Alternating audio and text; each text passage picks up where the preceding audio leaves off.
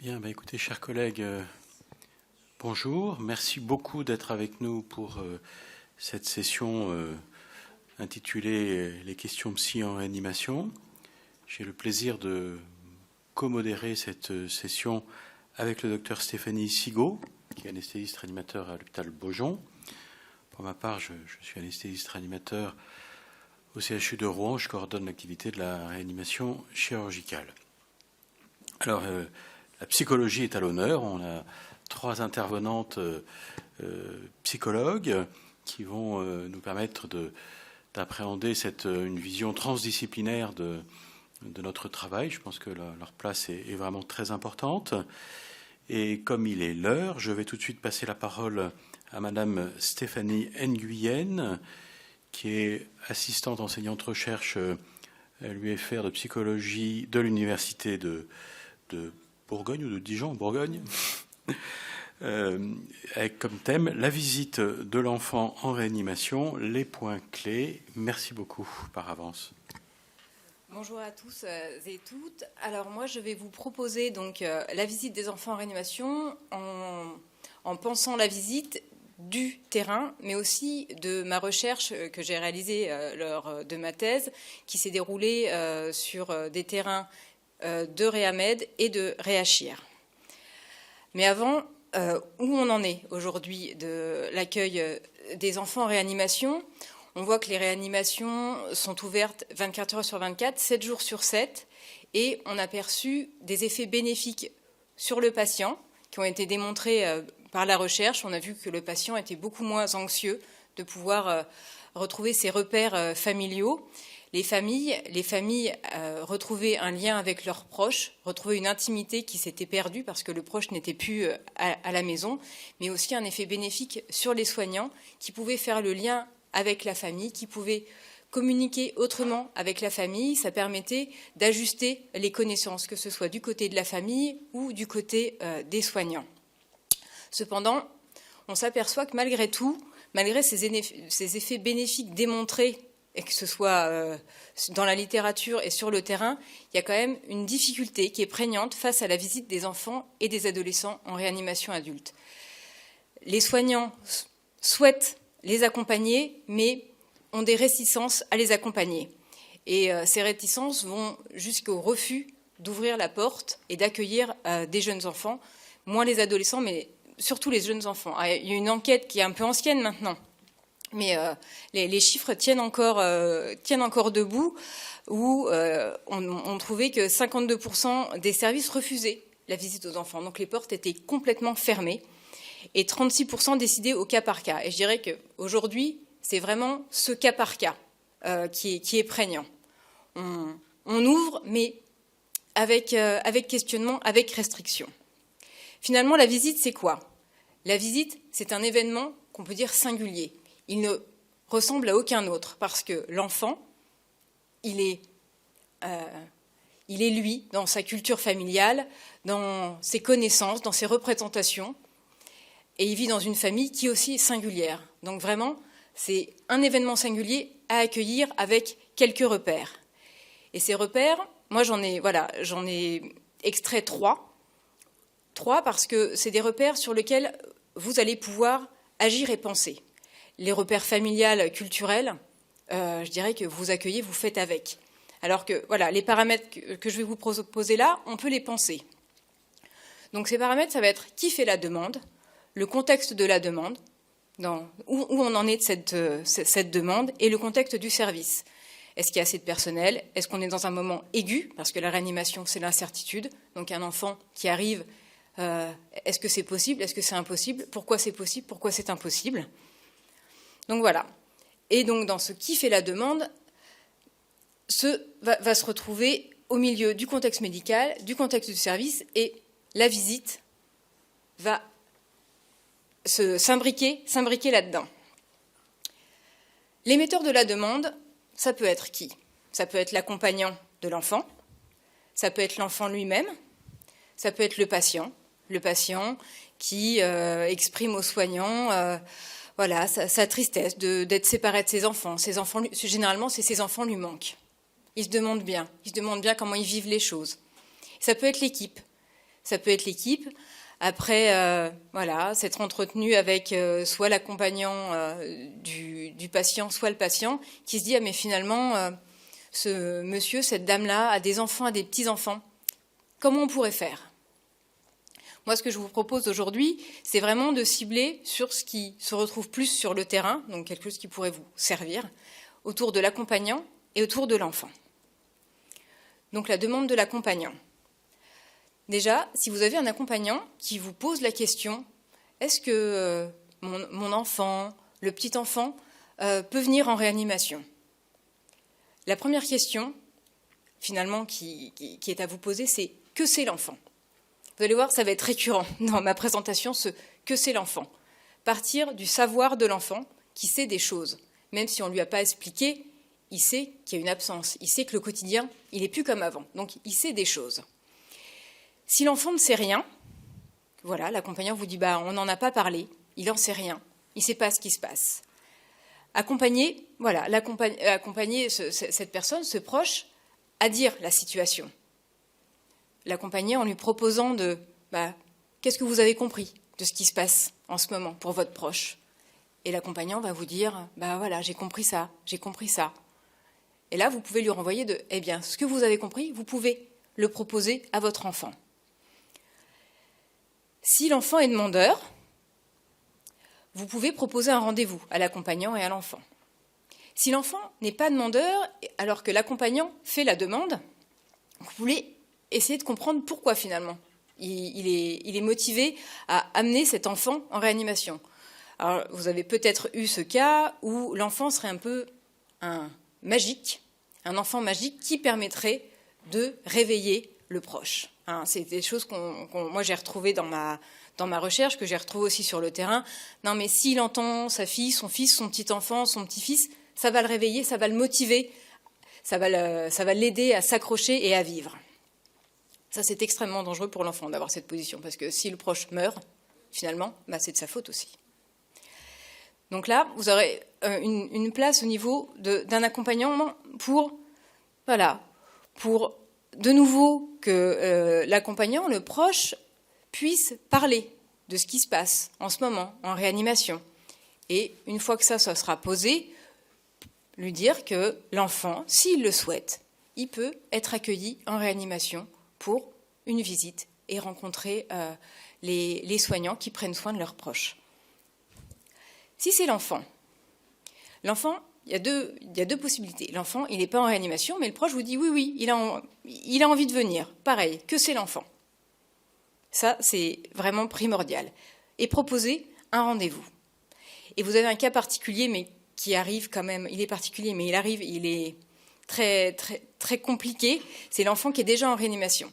Ça sonne, généralement c'est un dimanche après-midi. L'enfant est, je vous vois sourire, l'enfant est là parce que ça va être la visite du week-end. Il n'y a pas d'école, il n'y a pas de travail, donc pour les familles, c'est le moment idéal pour venir en réanimation. Sauf que pour vous, c'est une surprise. Mais vous allez voir que ce que je vais vous proposer après va pouvoir faire le lien avec cet enfant qui est déjà en réanimation et qui peut compliquer aussi l'approche. Donc le rendez-vous avec l'enfant, donc avant de le poser, ça sera un rendez-vous où vous allez juger que ce temps, vous allez avoir la possibilité de prendre le temps. Ce qui est un peu paradoxal en réanimation. Est-ce qu'on peut vraiment prendre le temps pour un enfant? Donc avoir un créneau de temps où vous allez vous dire, à peu près à cette heure-ci, ça sera possible. Et vous préparez votre rendez-vous en amont, avant que la famille arrive. Vous transmettez à l'équipe qu'il y a un enfant qui va venir avec sa famille à telle heure, tel jour, pour que tout le monde soit au courant, qu'il ne découvre pas qu'il y a un enfant qui arrive en réanimation. Parce que ça serait une sacrée surprise. Et bien sûr, prévenir le patient. Suivant l'âge de l'enfant et votre aisance avec les enfants et votre créativité, vous allez vous trouver des matériaux supports. Ça peut être plein de choses. Ce qui fonctionne bien et ce qui arrive souvent, c'est le dessin. Voilà, feuilles, stylos, crayons de couleur quand vraiment vous avez un matériel de dingue, mais un stylo tout simple, ça marche très bien aussi, à avoir dans la salle où vous allez accueillir la famille. Et donc voilà, cette salle, pour recevoir l'accompagnant et sa famille, une salle où vous allez être, vous avez un moment tranquille, posé. À l'arrivée de l'enfant, donc vous avez l'heure, vous avez le jour, donc l'arrivée de l'enfant, vous savez à peu près à quelle heure il va arriver. Donc vous rendre disponible à ce moment-là ou déléguer à un collègue, une collègue, médecin, infirmier, aide-soignant, pour pouvoir accueillir l'enfant. Même s'il est impossible que vous vous détachiez parce qu'il y a une urgence, juste accueillir l'enfant, vous présenter pour qu'il ait déjà ce repère et qu'il ne se sente pas seul, qu'il se sente accueilli.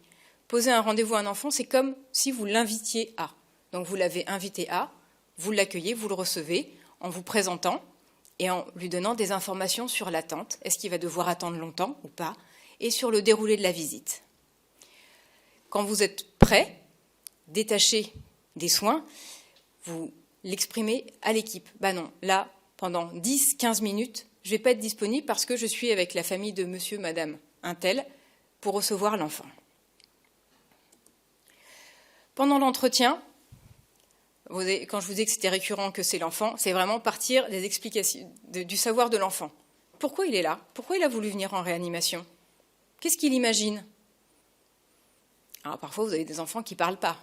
Donc vous lancez des perches et vous avez un silence en retour. L'entretien, il se fait avec l'accompagnant.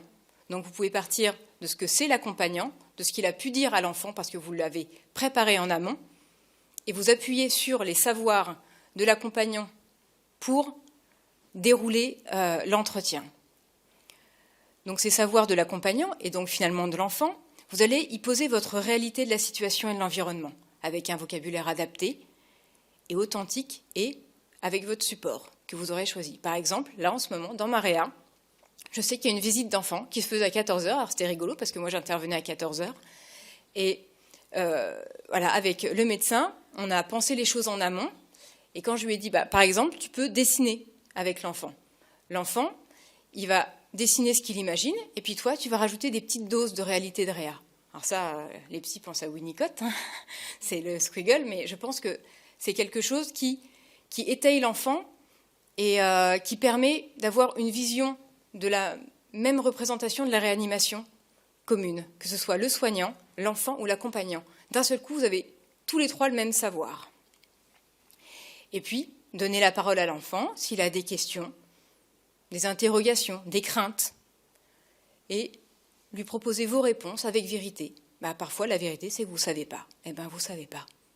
C'est authentique de ne pas savoir. Inventer une réponse, c'est lui mentir. Et l'enfant, il sait que vous lui mentez. Parce qu'il a un savoir observateur qu'on a perdu, parce que nous ne sommes plus des enfants, même plus des grands-enfants. Et il va percevoir que ce n'est pas la vérité et vous allez perdre la confiance qu'il a en vous. Et enfin, proposer la visite auprès du proche de l'enfant.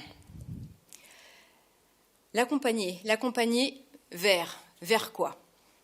Vers son proche. Avant de faire la démarche de l'accompagner vers son proche, c'est important de s'assurer que le proche, il est préparé pour cette visite. Les draps sont... Voilà, il n'y a pas de tâches. Et au niveau de la pudeur, de mettre en place une chambre de réanimation, parce que c'est la réalité, et c'est une réalité que vous avez construite aussi ensemble avec l'enfant lors du dessin, ou en tout cas lors de l'entretien, et accompagner l'enfant vers et dans la chambre s'il le souhaite. Parce qu'une visite en réanimation, ce n'est pas forcément une visite dans la chambre. Certains enfants, la visite, ça va être de rencontrer le médecin, la médecin, l'infirmière, l'infirmier, l'aide-soignant, l'aide-soignante, qui prend soin de son proche. Parce que son proche, c'est ce qui... Alors je pense, moi, mon étude, c'était autour des parents. Donc c'était le père ou la mère qui était hospitalisé en réanimation. Et le parent, c'est celui qui prend soin de lui, d'habitude. Donc voir que, même s'il n'est pas à la maison, qu'il est à l'hôpital, qu'il lui arrive quelque chose de très très grave, d'avoir des visages de ceux qui prennent soin du père ou de la mère, ça a quelque chose de contenant et rassurant. Et parfois, pour les tout petits, ça suffit. Ils ont vu, ils ont les détails de la chambre, de la gravité, en tout cas de ce qui se représente eux de gravité, et ça leur suffit. Parfois, ils disent non, j'ai pas envie. C'est bon, on peut repartir. Alors ça, parfois, c'est assez étonnant pour les accompagnants et pour les soignants, mais c'est quelque chose qui peut arriver.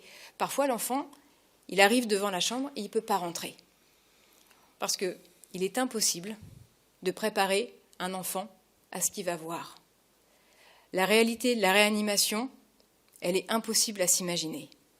Mais j'ai envie de vous dire, pour un adulte aussi, les familles qui arrivent pour la première fois, alors qu'il y a eu un événement grave et brutal, qui arrivent dans la chambre de leurs proches, c'est inimaginable d'un seul coup, tout ce qu'il y a autour de ce proche. Et l'enfant, même si vous le préparez au mieux, il y aura toujours un moment de surprise, de choc. Mais comme vous l'avez préparé en amont, ça va être un choc qui va être temporaire. Il va y avoir des repères, je vais vous en parler après de ce qui peut se passer dans la chambre. Mais c'est des mouvements normaux. Ce n'est pas parce qu'il ne va pas bien, c'est parce que là, c'est bon pour lui, c'est assez. Et ça, c'est des mouvements que vous allez repérer et que vous allez accueillir. Lui, il en est là, ok. Donc cette fameuse chambre, l'enfant arrive et rentre dans la chambre. Donc comme je vous disais, les enfants, moi je l'ai entendu dans mon étude souvent, les enfants rentrent dans la chambre et leur mot c'est « Ah ben j'avais pas imaginé ça comme ça ».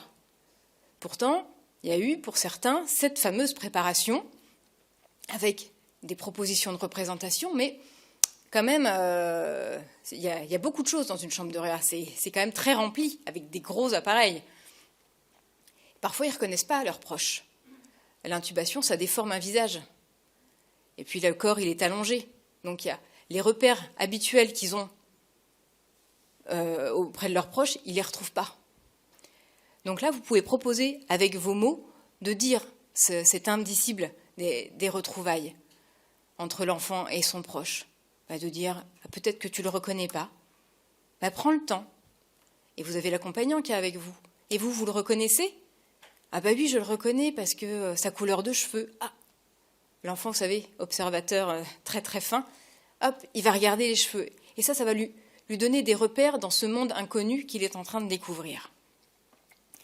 Vous allez pouvoir, dans un deuxième temps, donner du sens à vos explications de l'entretien et faire du lien avec ce qui se passe dans la chambre. Vous pouvez venir avec votre dessin et dire, tu vois là, la grande colonne de seringue électrique, tu vois, on l'avait dessinée ensemble.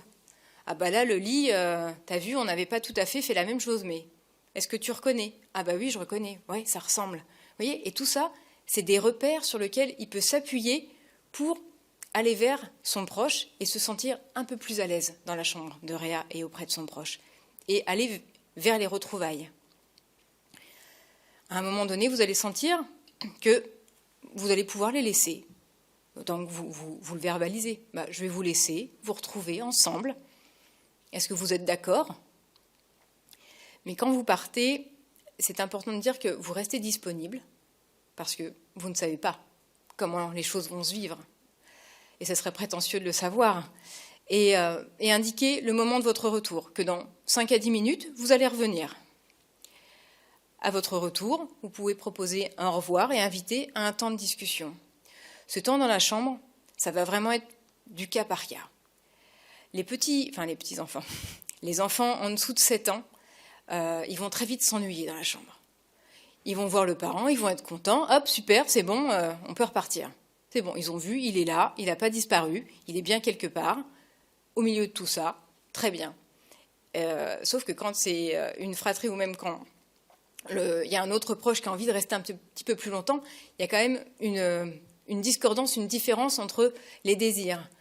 Ce qui peut être aidant pour les soignants et pour que les familles soient plus à l'aise dans ce moment de retrouvailles, c'est d'avoir des crayons de couleur, où l'enfant il va être posé avec ses crayons de couleur et il va pouvoir faire ce qu'il souhaite.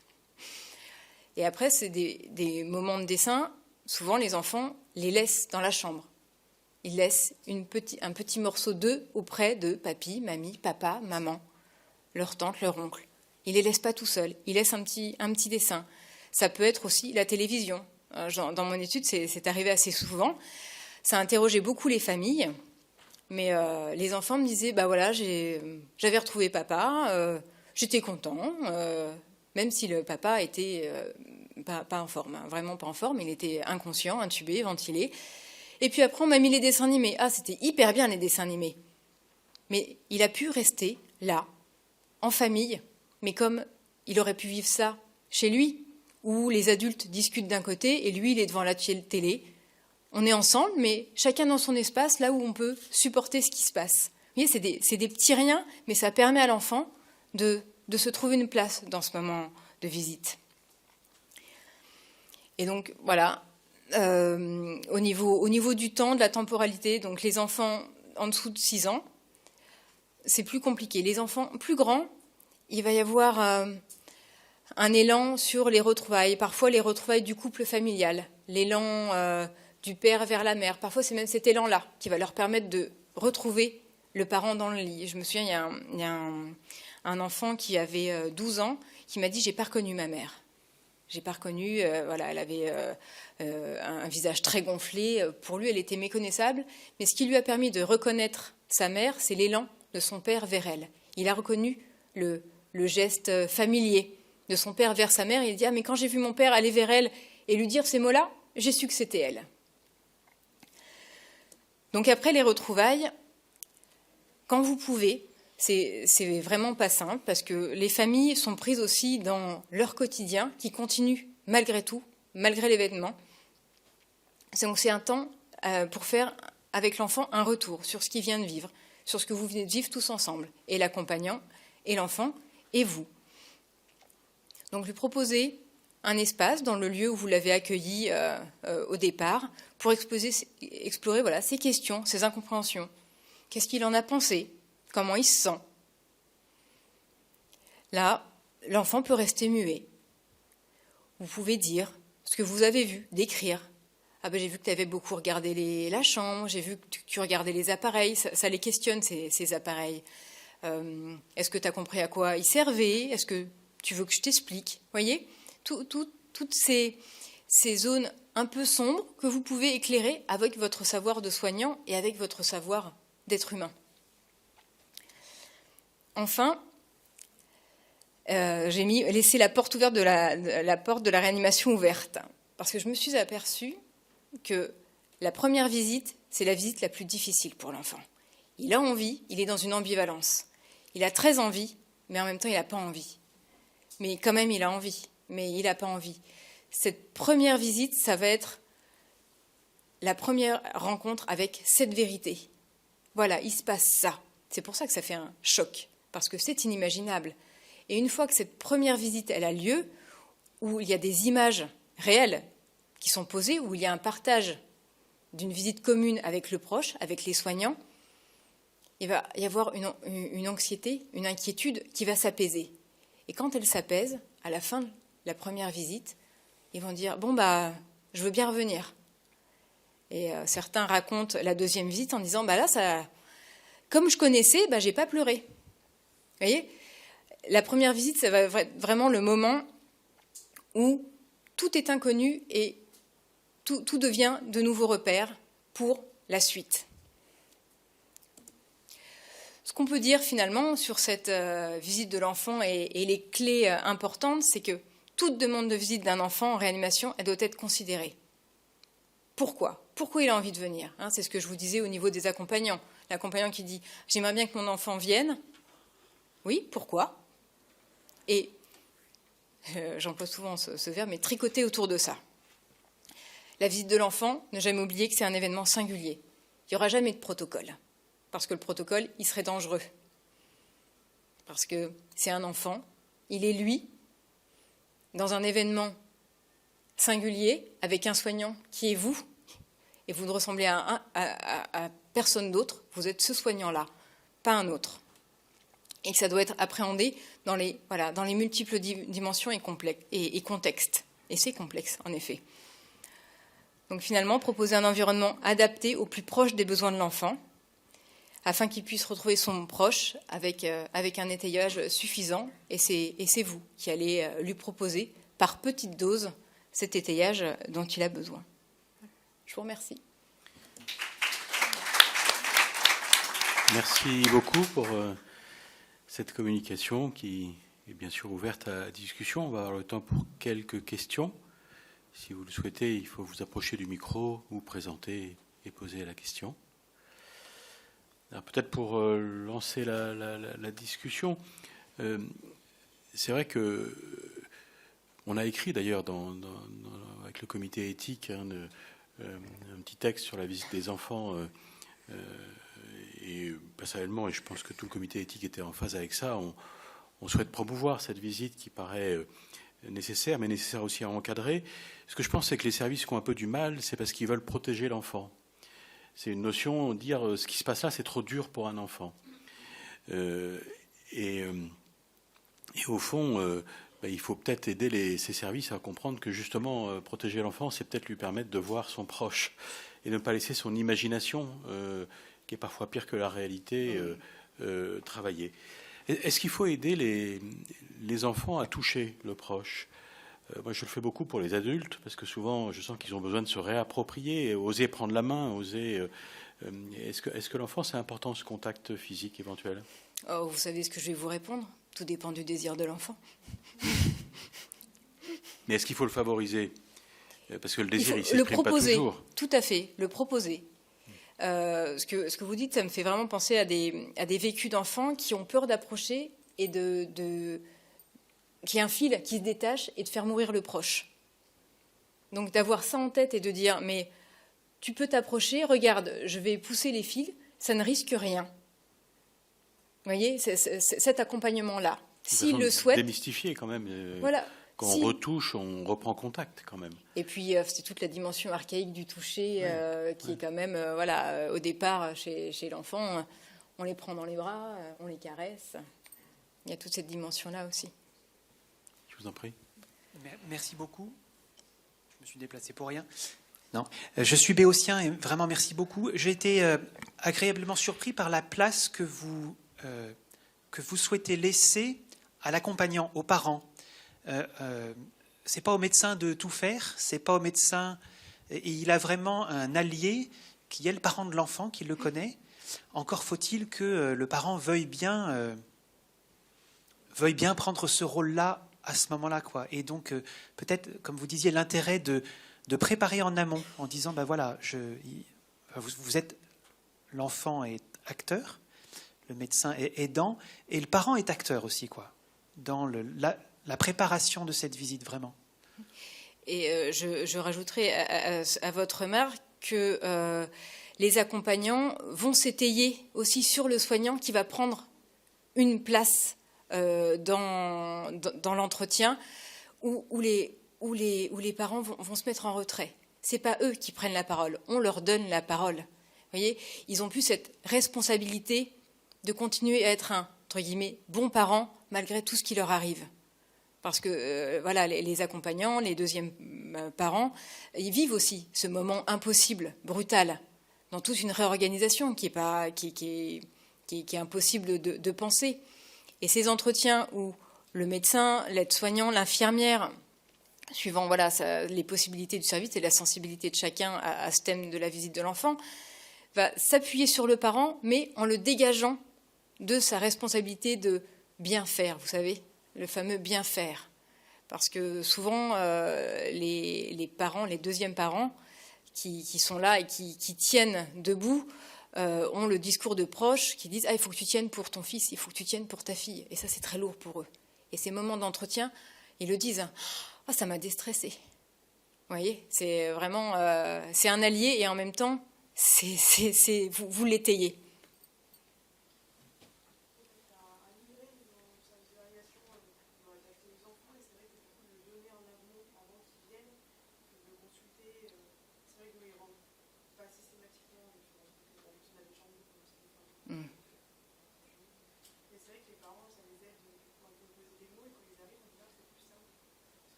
Voilà, on les prend en considération. Ils ont une place dans cet événement. On les met pas de côté, comme si, de toute façon, ils comprennent rien, ils sont trop petits. Ouais, vous leur donnez une place, c'est énorme. Ah, les fameux dimanches 14h. Ouais. Une dernière question. Clément. Merci pour cette présentation. Donc effectivement, c'est quelque chose qui est difficile, délicat. Pour les soignants, il y a une sorte de peur de mal faire, il y a cette crainte d'un côté, puis de l'autre côté, effectivement, l'intuition de se dire qu'il n'y a pas de solution idéale et de recette toute faite. Je suis arrivé pendant la présentation. La question que je me posais, c'est est-ce qu'on a des données qui nous disent un petit peu ce que deviennent ces enfants, parce qu'en fait, on fait les choses au mieux, mais après, on ne les voit pas après. Et peut-être la question qui se pose, c'est de se dire, est-ce qu'il y aurait des choses qui sont modifiables et qu'on pourrait modifier en amont? Alors, moi, ma recherche, elle entendait des enfants entre 6 et 14 ans dans les 7 jours de la visite où il y avait un questionnaire, mais il y avait aussi un entretien. Et donc, cette question de l'après-coup, même si c'était court, ils pouvaient déjà apporter des choses qu'ils auraient voulu modifier dans la réanimation. Par exemple, cette question de l'accueil. Parfois, c'est des choses où on se dit, mais oui, c'est évident, mais on n'y pense pas parce qu'on n'est pas à cette place-là. Vous savez, les masques adaptés à leur morphologie, les blouses. Vous voyez, c'est des petits riens, mais ce sont des éléments qui ont de l'importance pour eux parce qu'avoir un masque adapté à son visage d'enfant, c'est être accueilli en tant qu'enfant et pas comme un enfant qui n'est pas encore adulte, donc on n'a rien pour l'accueillir et on lui met ce qu'on a. Vous voyez, c'est vraiment ces petits détails-là. Et puis je l'ai revoyé dans les 30 jours après la sortie de réa du patient ou après l'arrêt de la prise en charge du patient pour évaluer le psychotraumatisme. Voilà, qu'en était-il après 30 jours de leur santé psychique? Moi, dans mon étude, elle corrobore ce que la revue de la littérature avait déjà montré, c'est qu'il n'y a pas de présence de psychotraumatisme chez l'enfant. Il n'y a pas de psychotraumatisme avéré dans cet après-coup-là. Il y a une autre étude suédoise de Knudsen qui montre après 3 mois, donc voilà, 3 mois après la visite, pareil, elle ne montre pas que l'enfant il souffre d'une pathologie psychique. Il y a de la tristesse, parce qu'effectivement, c'est un événement triste. Vous voyez, il y a des émotions qui sont adaptées à la situation, mais il n'y a pas de trauma. Enfin, on en est là.